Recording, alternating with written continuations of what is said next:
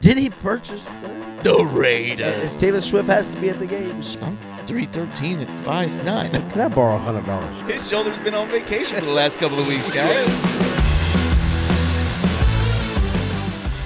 Hey, welcome into That Kingdom Come. We're a podcast where we talk all things Chiefs and NFL. I'm Justyn. I'm sitting with Dionte. We got Josiah behind the camera as our data analyst. Mm-hmm. Yeah, analyzes that data. And, man, 1 week from today, we're recording this on Thursday. Yep. 1 week from today, the season starts with the Chiefs versus the Ravens. I almost felt like I was going to say Raiders there because it's like Chris Berman, the Raiders. It sounded like that was coming out. Man, I almost flubbed that. But, yeah, man, I'm stoked. KU football for me tonight. It's our first game. So about the Chiefs. Jeez. Oh, man. We're pretty – I'll say it early this time, and I won't say it for the rest of the thing. I'm stoked. 1 week away. We're stoked. Nope, we're here. We're here. Let's just kind of jump into it. I think we try to do like a little bit of a surprising injury every week, but since there wasn't any games last week, preseason's over. It's pretty much just one injury that's noticeable, and that's A.J. Dillon missing the season with a neck injury for Green Bay. That's a little bit of a bummer. I feel like he had some issues in the neck before. I don't know. Previous seasons, I feel like there was something there where he's had a little neck injury. I haven't. As well, so. I didn't look into. I guess his to say injury. maybe don't surprise me. Maybe just because of how big and how hard he, just the amount of hits he takes. But dude, that's a bummer. It was probably something like what I do when I wake up and I turn my head the wrong way and it like pulls a muscle. I'm just like that might have been what happened. This says that he had a neck injury and he missed the final 3 games of last season. Okay. Oh, and so then it's he probably went down with a similar injury during a joint practice with the Broncos last week. Okay. So the Broncos are out here hurting people. Dang. That's what I mean, hear. that's all they can do since they since they suck. I wasn't gonna say it, but he did. Oh, dude, they got rid of like 2 very key players for them. Yeah. This week, which we'll get into cuts in a little bit. Some of which might have benefited the Chiefs. Yeah. So, Yep. Before we get there, though, hopes, prayers up to A.J. Dillon. That sucks, man. I was going to draft him in fantasy. Guess I'm not now. Man, does that really was you sucks really? For you. Well, I mean, It sucks for A.J. Dillon. but it really sucks for you. A.J. Dillon did do pretty good for you last year. I feel like so. I thought I might pick him up. Aaron Jones. Yeah, stinking Aaron Jones. Getting. All right, so before we jump into kind of like our reactions to the cuts and everything that went on this week, there's a couple contracts that happened. First, we're gonna go non-Chiefs, and that's I'm gonna ignore it. CeeDee Lamb. CeeDee Lamb finally signs a contract with the Broncos after Jerry Jones spits how nobody can do what he does as good as what he does. I'm just like, I don't know if you're doing it very well, man. You could have saved $4 million this year if you would have signed him when the offseason started and you were able to. But I mean, hey, that's just not me everybody can be business. Brett Veach. I mean, not everybody can be Brett Veach. You're right. Yeah. So that contract is 4 years, $136 million. Average salary of $34 million. He got a $38 million signing bonus, and he had $67 million guaranteed at signing. Can I borrow $100? Can I borrow $100? You know what? Hey, let's make it a rack. Yeah. Can I get a rack? That's it, man. Can I get a rack? Honestly, I would take a burger at this point. Andy Reid special. But, yeah, his total guaranteed money is $100 million. I don't know what I'm talking about either, guys. I jump subjects so quick. My brain doesn't even know how to process them. So if I can't process them, I don't expect how you guys can. Like, I don't know. I don't get it. I don't get it either, But that was a whole conversation he just had with himself. Man. Yeah. That was crazy. Yeah. So CeeDee Lamb pretty good. Career earnings up until this point was $14.1 million. And that's why it was like, I ain't stepping on the field till you give me some more money. Right. I had to pay my mortgage. He has. I have to pay my mortgage on my $17 million house. Man, Could you imagine? Like signing your name? Here's $67 million. Just signing your name. I can't imagine every night in my dreams. Yeah, that's crazy. That's just crazy. But yeah, congrats to CeeDee Lamb. Realistically, he does deserve it. He's great at what he does. And he killed it for me in fantasy last year. So, well, I'm going to take him before you can get him. But we'll see about that. Going to the Chiefs. We got a deal done with our boy Creed Humphrey. Yeah, buddy. Creed. Guaranteeing he'll be here for at least another 4 years. Yep. So he got a 4-year, $72 million contract. He had an $18 million signing bonus and $35 million guaranteed at signing. Mm-hmm. So total guaranteed $50 million. And then so that locks him up until 2029. Yep, he'll be coming in with some new shades. New shades, dude. He always. I don't know if he wears them, but he does. He does usually have some like cool shades. Like he's got the like sweet Oakleys or those some swag, fancy design Creed for a swag for a big guy. Like, hey, he don't wear gloves in the game. No, he got some swag. He got swag. He got swag. It's off the field swag though. Yeah. Off the field swag though, and he does have a new lady this offseason. He got a new lady, right? New contract, new lady. Is that new contract, new lady? Yeah. He's just winning in life, man. Did he purchase her? No. Oh, okay. Bro, this was before he got money. God. Okay, just making sure. Before he got money. What? Sure. What is happening? I don't know if I can put this on YouTube. Yo, I'm gonna have fun editing this tonight. Jeez. Wow. I'm talking to myself. I'm just asking a question nowadays. No one else was going to ask it. So I'm talking to myself. People do some Deonte's crazy stuff over here nowadays. asking about purchasing people. So you brought that out the same time he got paid. Hey man, so. yo, I will say, looks wise, Creed is punching way above his weight class. But most offensive linemen that are successful do. You know what I mean? Yeah. Like for him, he's not that she's his wife, but he's in the my wife is hotter than me club or girlfriend. There we go. Yep. I don't know what that's like. Yeah, never had that happen before. I'm so glad we went down this rabbit hole. Guys. I don't know, but yeah, Creed Humphrey. Creed, we got you, man. And your girlfriend. And your girlfriend. Yeah. Hey man, we got another hot chick to sit next to Taylor Swift in the suites. You know, something fun to look at. I'm just. Yo, you realize that like on average, like they showed Taylor Swift like, what was it, like 10 to 12 seconds a game? I mean, you got it. How else do you advertise to get ratings and more people to watch? Well, I mean, everybody's complaining about Taylor Swift last year. Everybody's complaining about Taylor Swift being on TV last year, but she was only on average for like 12 seconds a game that she was there. Like, that's crazy. She always waved at me, so I don't know what I honestly don't even know what she looks like. So, who? What? What's her name? Trailer. Okay, got it. Jamari Trailer from the KU Jayhawks. Oh, jeez. Basketball team. All right. That's all I got, man. That's all I got to start us off. Dionte, you want to get us back on track? Yeah, let's get us back on track. Taylor Swift, thanks for coming out to the games. So, KC, we're going to talk about the depth chart. We're going to run it down. Did you say depth chart? Yeah, depth chart. Oh, okay. Well, that's way better than a depth chart. To some 21 players. Oh, yeah. Still living, but I mean, but yes. Why don't they call it a death chart? Well, because it's like pretty you bad. Have a depth chart and then a depth chart. Yeah. After you cut everybody. So the depth chart is who makes it. The depth chart is who doesn't. Yep. But the depth chart can have depth as well. I mean, so that's the depth chart. Yes. So now we're going to talk about the depth chart. And that is the current roster 53-man breakdown. Got it. Here we go. We know that there's been kind of like you can say there's almost 2 to 3 phases of the 53-man roster as you make all the initial cuts, and then everybody else obviously is making their cuts. And then you're like, let's make some of these extra cuts because we think that we can find pieces that we need after those guys get cut. So with that being said, we got two. It comes down to 2 quarterbacks on the roster. Mm-hmm. We got Patrick Mahomes. It was very close. It came out to the wire.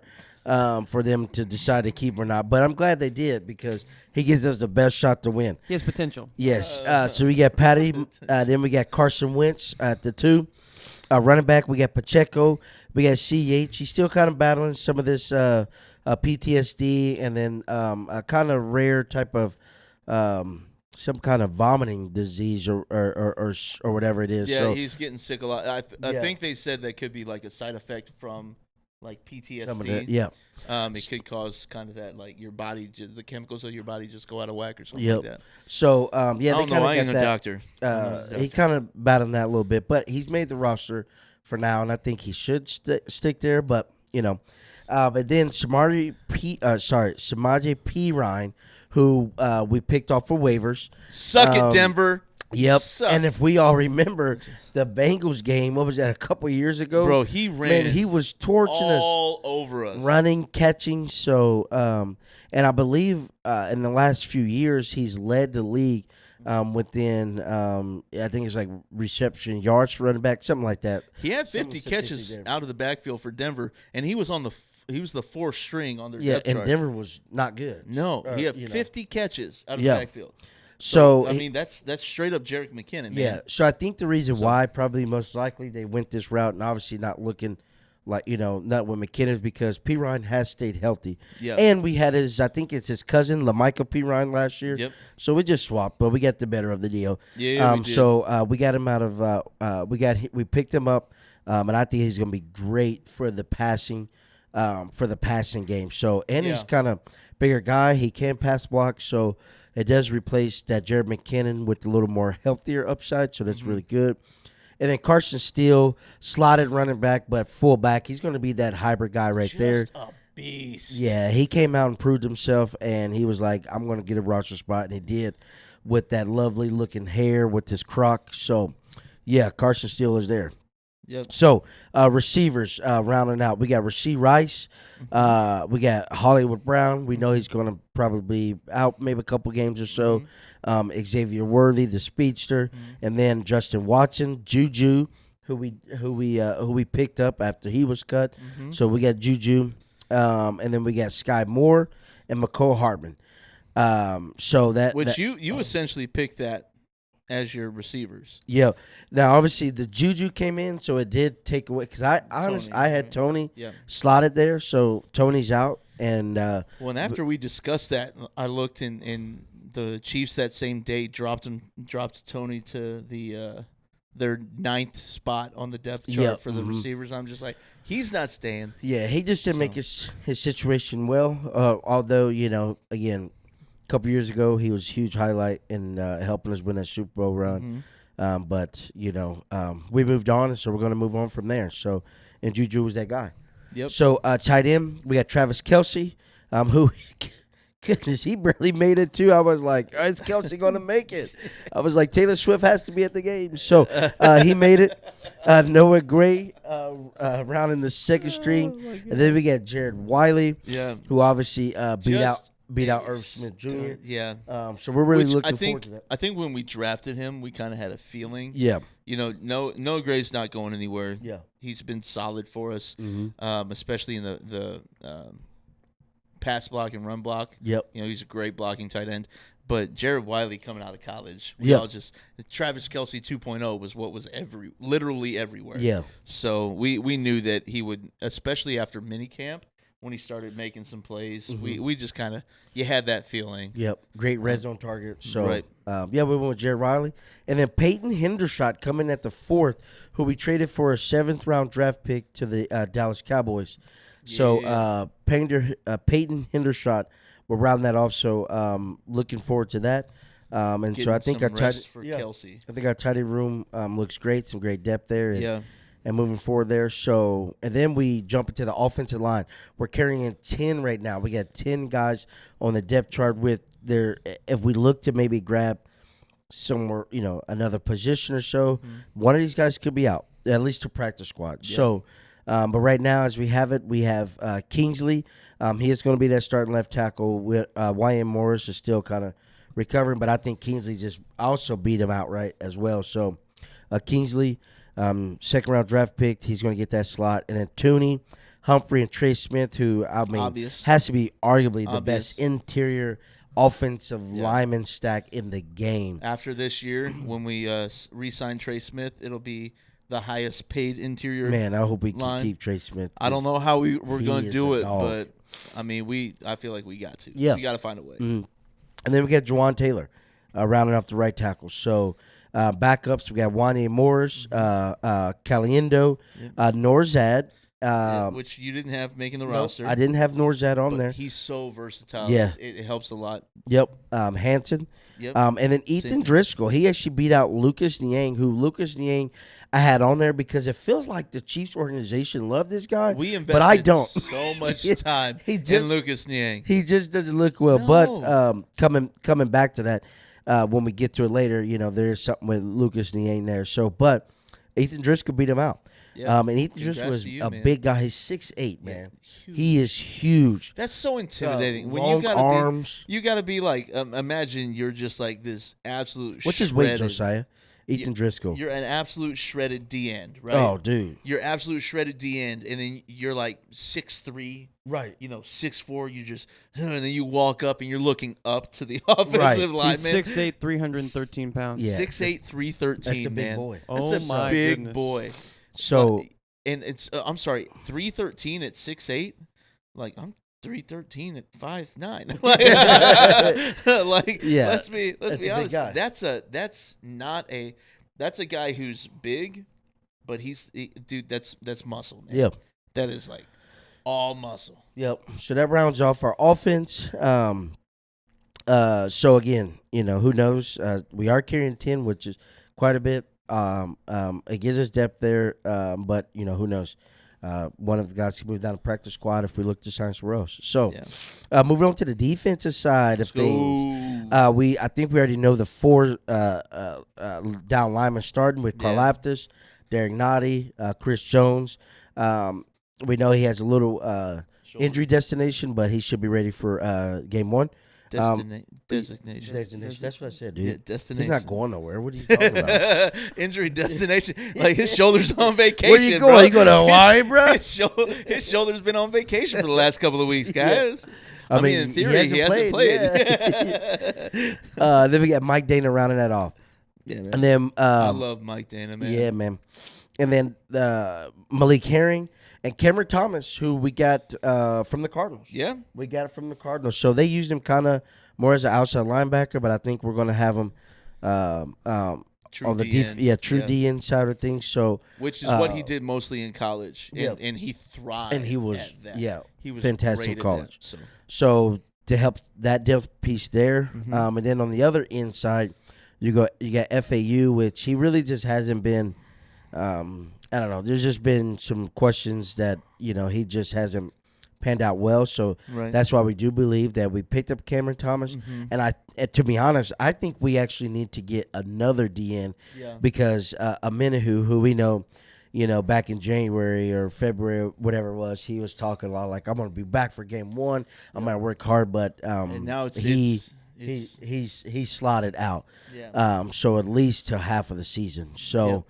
That's huge loss there, and then B.J. Thompson obviously still is out as well. So I think they do. I think they have to go grab another defensive lineman that can come in and help some depth piece. And I guess once we get to the practice squad, you got something there. Right. But I think because unless FAU just turns it up, man. Yep. I don't know. He hasn't panned out well. No, I wouldn't be surprised if Cameron Thomas took the reps from FAU. Very much like like switching out with Mike Dana. So, I mean, we saw a lot in Cameron Thomas. I mean, why not try him at least? We know what we've got with FAU. Yeah. I mean, we've seen it. And we know what we don't got. And we know. So that's the bigger thing is we know what we got, which is not a lot. So we've got. Don't get me wrong, FAU. Want you to do well, man. Just perform. Yeah, we just need you. We need you to perform. Maybe this bringing in Cameron Thomas, give him the opportunity. He gets a little. I don't want to lose my spot now, so I'm gonna do a little bit better, get those reps. And it's crazy because FAU and Karlaftis have actually been working with Tamba Hali. Oh yes. In the off season, and getting reps, doing like some like jujitsu or stuff like that, like a lot of martial arts type stuff. So hopefully that will wind up panning out. You know, I mean, Tamba Ali, KC legend, a legend, man. So you know, I know he only wants the best for these guys, and hopefully, bringing in Cameron Thomas lets FAU know, hey, we're serious. Like, we're gonna cut you if you're not doing what you need to do. Yep. And so gets a little fire in his butt, and he starts playing a little bit better. Yep. And then rounding off the interior linemen is Turk Wharton and Mike Pinnell. Yep. Which is kind of funny because on the depth chart, nobody's slotted behind Chris Jones. Yeah. He's like, I'm never coming up the game. Two people behind Derek Nottie. Now, the good thing about it is a lot of these guys can play in and outside. Yeah. Like Turk Wharton played some end as well. Mm-hmm. Except the only two people who normally don't go outside is Nottie and Pinnell. Yep. They're just two tanks in the middle to help. Just that block up that inside lane. Mm-hmm. Yeah, man. Hopefully draw some double teams so Chris Jones can get some one-on-ones and get the sack gain up. You know, got to get his bonus. You know what I'm saying? So, linebacker-wise, we got Drew Tranquil, Nick Bolton, Leo Chanel, Jack Cochran, and Kim Jones are the backups. So we're carrying 5 there. The secondary-wise, corner, we got McDuffie, Jalen Watson, Josh Williams, Najee Johnson, Eric Scott Jr., we got from the Cowboys. Yep, the Cowboys. He is a suck it, Cowboys. He is a Kansas native. Yeah, he is. He went to was it Baser? Baser Linwood. Yes. So he's a Kansas native. Now listen, we beat them in the playoffs when I was in football in high school. when you look at some of like the back stacks for him, like with his RAS score and stuff, really great. Please, if you can do me a favor, do not look up his 40 or his 20 or 10-yard split. His 40-yard dash was like 4.7. So some of our linemen, I think, run a little faster than so. But whatever they saw in him, and that's what we're looking at. But he just wasn't the fastest guy, obviously. So we hope he don't get cooked too much. But my guess is they seen some in him. Yeah, my guess is he's going to probably come in where we're not playing man. You got somebody like in like a zone coverage guy. Because when you're playing man, you want that guy who's quick off the ball. Yeah, you need a guy who's going to keep up with a receiver. Yep. So he's probably going to sit on the weak side and play some zone. Yep. In there and just maybe get some anticipation. But we realistically do need depth in our secondary. Yeah. Especially with Joshua Williams and Najee Johnson questionable. Mm-hmm. So. And then we got safeties. We got Justin Reed, Brian Cook, Jaden Hicks, draft pick who came in and fought for position. Then we got Shamari Connor. So we got that there. We did get rid of Deion Bush, man. Yeah, well, yeah, we did. Even Echo Boydo, who I had in there, but one player that we're not missing that I think they have to make a move is I think Christian Roland Wallace. I think is CRW. What his name is. He is a guy who they have that is to make a roster spot, but they have to make a little change with that. So his number. You had him on your roster, right? No, I had Echo Boydo. Oh, that's right. So I didn't have him on there. So he is one that made it. I also had Deion Bush. But but then again, they made a change, brought a guy in. Right. So sometimes it works. And then our special team guys we know is there. We got Bucker, Ariza, and then we got Winchester. Yeah. So that kind of rounds off the depth chart there, which is looking good. Which again, I think there's a couple more moves that can be that probably to be brought out. Yeah. So as far as that goes, some of the guys we talked about, we're going to hit on the practice squad fellas, practice squad guys.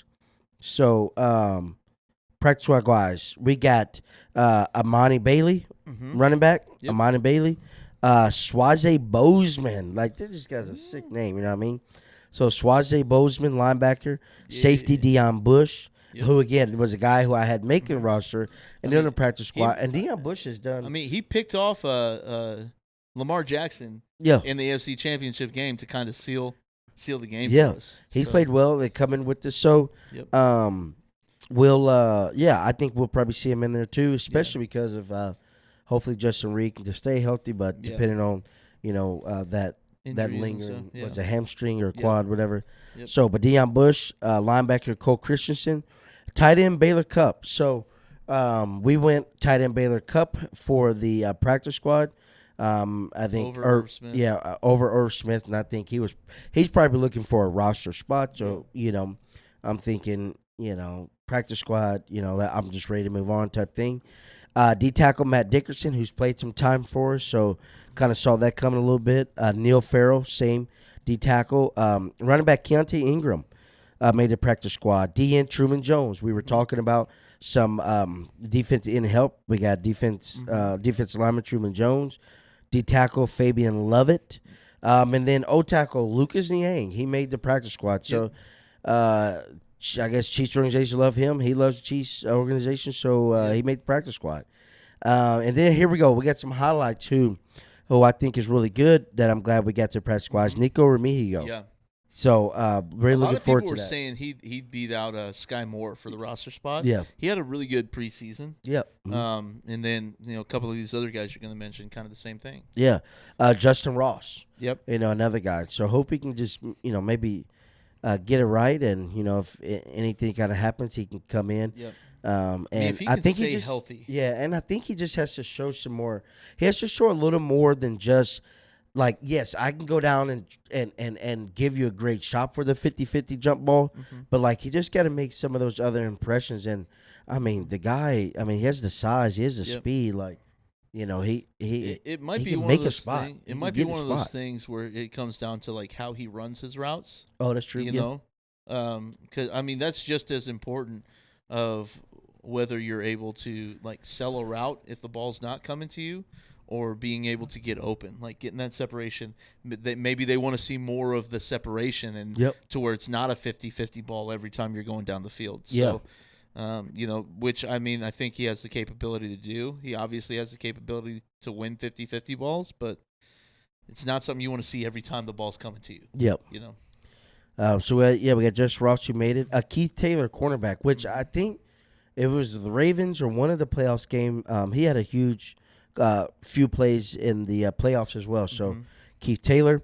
Wide receiver Montre Washington, who he's been a guy who's been on the practice squad and at times got moved up when guys that got hurt in the wide receiver room. And he had a great special teams guy. Yeah, and he had a great training camp. He's had a great off season and I guess in season, preseason and training camp, mini camp. So it's great to see him there. And then O tackle Godric. Yep. Godric, the international guy. He has made the practice squad. There's a reason why we didn't say his first name. Yes. I don't want to butcher it like I did earlier, so I'll respect him and leave it at that. Right. So that's our practice squad guys. And so that rounds that off. With that, as you heard, there was no LRZ mentioned in there, which it looks that he's about to sign with the Jacksonville Jaguars. But that is kind of cool for him because the UK is kind of like the Jaguars' second home. Yeah. And the guy's from the UK, so it'll be pretty cool to see him play because when they sign it, like they're close to a deal. The last time I checked, I don't know if they have actually gotten a deal done yet, but I think close or whatever. When he signs a deal, it's got to be to the 53-man roster. Yeah. Mm-hmm. So it's congrats to him. I mean, he's just a beast when it like his size and his speed, man. That's stuff you can't train. Yeah, that's just stuff that's natural. So the other things that he can do can be taught. Yeah, it's just whether he's a teachable player and if he's willing to learn enough. To do it. My guess is he's going to play like special teams. Yeah, it does. And look they do not have a international. Their international roster spot is open. So again, that's why it looks like he can very much make the team and be in that slot. So well, it looks like he's based on what Josiah just pulled up. He's going to the practice squad. So it might be something where he's on the practice squad and then they bring him up from the practice squad. True. I thought they had to pull him to the 53-man roster first. Was my understanding of it. But, I mean, again, they've got that international slot that they're probably trying to fill. So yep. Another guy we signed and going to be practice squad is, and I think they have to make a move as well, is Bailey Zappi. Yeah. Bailey Zappi from the New England Patriots. So Right. With Bailey Zappi slotted, and I think is just more fitting and right because Chris O just hasn't really kind of panned out in some nature, is when you think about it, we have 3 quarterbacks slotted, that we slotted on the team, whether on the physical 53-man roster or the practice squad, is they all have started in the NFL. Yes. They have, I think Bailey Zappi has 11 touchdowns, 12 INTs under his belt. Whatever, as Josiah bring up his yardage that he has so far in his career. But all these guys have played times. I think he's played 14 games as a starter or 14 games total or something like that. So we got 3 guys who has some playing time as starters under their belt. Right. Where Chris O never started or played in an NFL game. So it's great to have that, and he has over 2,000 yards there. Yep. Played in 10 games last season. 10 games last season. Had 1,272 yards, and then the year before he played in 4 games was 791. Yeah, 781. 81. Okay. So in the end, and I think he has a 63. 3.2. Yeah. Yep. Completion percentage. So again, to bring that in and have 3 guys who have experience in playing in NFL game time. So I think that was a pretty good move there, and he's young. Yeah. We understand Carson Wentz is on a 1-year deal. Who knows? We continue to sign the 1-year veterans, but they may be looking like, hey, if he can kind of be groomed under that Andy Reid offense, we just to see what he can do for us to have him on the team, or I don't know, he can be a trade candidate later, year or 2, I don't know, whatever. But I think it was a pretty good pickup as far as just some NFL game time experience, and having that running our practice O. So that kind of rounds off the depth chart and the practice squad. So, again, I think there will be probably a couple more moves kind of coming in the next probably few days or so to make some of this stuff line up. And there may be a couple pieces that they're still looking at to bring in, and maybe some moves can be made. Yeah. So, who's your biggest surprise? My biggest surprise for roster cut, that is? Yeah. I would say my biggest surprise is probably, I'm not crazy about him, but I was a little shocked on the Kadarius Toney. Yeah. Yeah. Like, I know, again. We put a lot of effort into him this offseason. And I understand what camps last year was for him. I understand that the off-field just kind of drama going with that. I just think that he was a very frustrating player to watch last year. Yeah. I just think that he is talented, but sometimes talented don't always mesh with the other side of things, because 2 years ago he was like, I think it's like, sure, things could happen, right? Things could have happened the way that it could have happened differently, but that punt return was huge. Yeah. In the Super Bowl. And within our Super Bowl run. Yeah. So it was huge. And some plays that he made, some of the runs, the wide receiver screens, and he's getting down the field. He's breaking tackles. So there was a lot of potential in him. I guess I just wanted to see a little bit this year, like if he got a roster spot, that because of some of the receivers we brought in, that he doesn't feel like he has to be the guy. Right. And last year just that kinda, was him. Yeah, just kind of see him just kind of like let that pressure be removed, see what he can do with like some of the special team new rules on kickoff, see what he can do, maybe punt return, and then on the reps that he get offensively, come in and make an impact, So I think everybody was like, it seems like the time is up, which probably on paper was, but then I was just a little shocked because outside of not understanding, like, oh, well, this Juju move, there's just some potential in him. But so that was a little shocking to me, but I can still see obviously why it made sense. It's kind of time to move on, but that's probably the big one for me. Yeah, I'd agree. Just because, especially with us putting him in with kind of the running back room and like working with that. There's a fly around my head. Get him. Squirrel.